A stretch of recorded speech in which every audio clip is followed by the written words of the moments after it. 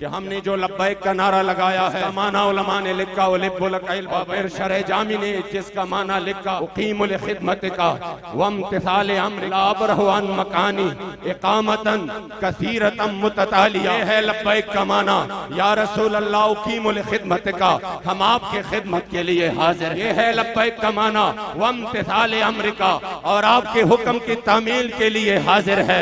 ये है लब्बैक का माना ला अबरहु अन मकानी, भला दुनिया इधर से उधर हो जाए और पूरी रियासती ताकतें अपने जुल्म जबर पर उतर आए, जेलें भर जाए, गोलियां और शेल खाए, ला अबरहु अन मकानी। लब्बैक का माना है मैं अपने मौक़िफ़ से एक इंच भी पीछे नहीं हटूंगा। ला अबरहु अन मकानी इकामतन कसीरतम मुततालिया। हम भी खड़े रहेंगे, हमारी औलाद भी खड़े रहेगी और हमारी नस्लें भी इस मिशन के लिए मैदान में।